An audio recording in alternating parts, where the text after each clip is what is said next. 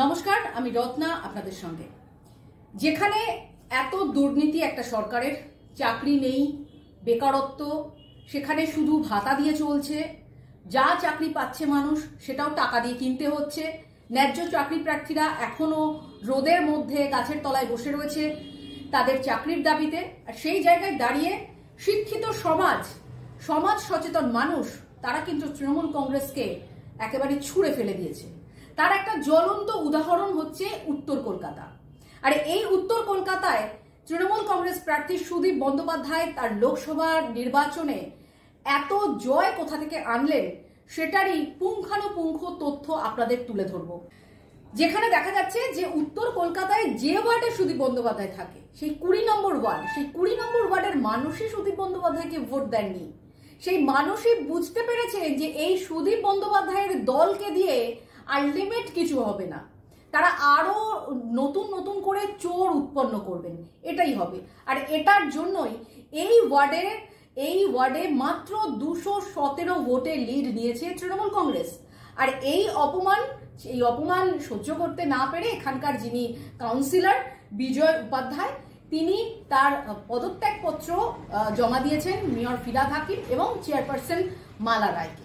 অর্থাৎ সুদীপ বন্দ্যোপাধ্যায় তার নিজের ওয়ার্ডেই জিততে পারলেন না এবং বাকি জায়গায় যে তিনি দুর্নীতি করে জিতেছেন তার জলজ্যান্ত উদাহরণ হচ্ছে বেলেঘাটা বিধানসভা। আর এই বিধানসভাটা আগা গোড়াই বামেদের কাছেও যেমন ছিল, তৃণমূল কংগ্রেসের কাছেও তেমন।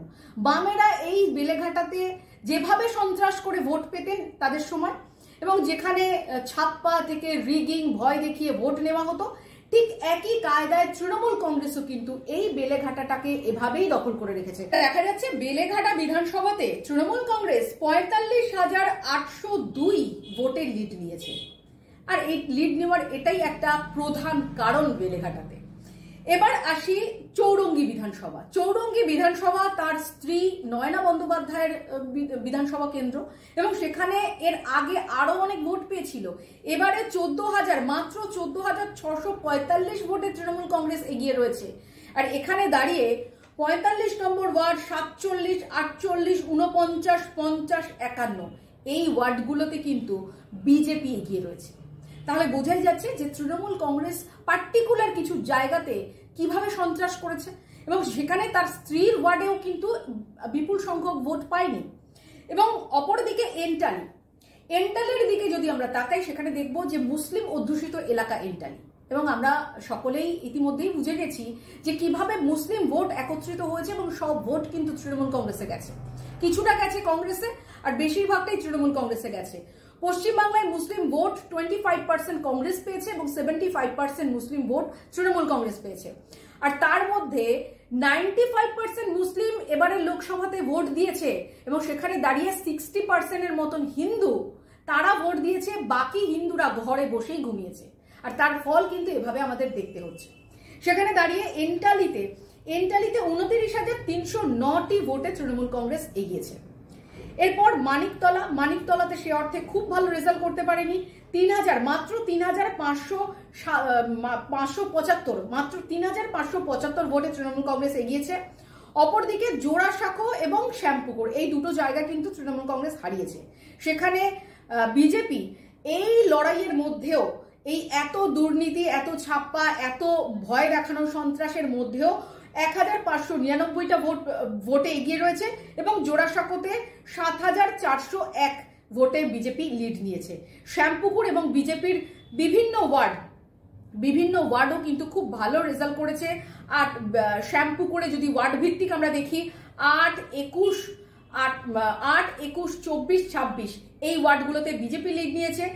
এবং জোড়াসাঁকোতে যদি আমরা ওয়ার্ড ভিত্তিক দেখি, তাহলে 22, 23, 25, 27, 38, 40, 41, 42, 43 এই ওয়ার্ডগুলোতে কিন্তু বিজেপি একেবারে এগিয়ে রয়েছে। সেখানে আগে তৃণমূল কংগ্রেস ছিল, এখন এই ইলেকশনে বিজেপি এগিয়ে গেছে। এবং কাশীপুর বেলগাছিয়াতেও সেই একই অবস্থা। সেখানে মাত্র 7,268 ভোটে তৃণমূল কংগ্রেস এগিয়েছে, এবং এই কাশীপুর বেলগাছিয়া বিধানসভার অন্তর্গত 2 নম্বর এবং 6 নম্বর ওয়ার্ড, এই দুটো ওয়ার্ডে কিন্তু বিজেপি এগিয়ে গেছে। ফলে সব মিলিয়ে যেটা দেখা যাচ্ছে যে সব থেকে যেটা গুরুত্বপূর্ণ, যে যেখানে সুদীপ বন্দ্যোপাধ্যায় তার নিজের জায়গা, নিজের বাড়ির জায়গা সেখানে তিনি ধরে রাখতে পারেননি, এবং যে সমস্ত জায়গাতে সন্ত্রাস করা সম্ভব হয়েছে সেই সব জায়গায় তিনি ভোট নিয়ে বেরিয়ে গেছেন, এটা পরিষ্কার হয়েছে। এবং শিক্ষিত মানুষ তারা কিন্তু তৃণমূল কংগ্রেসের দিক থেকে মুখ ফিরিয়েছে এই ইলেকশনে, সেটাই কিন্তু প্রমাণ হলো। আজ এই পর্যন্ত, সঙ্গে থাকুন, নমস্কার।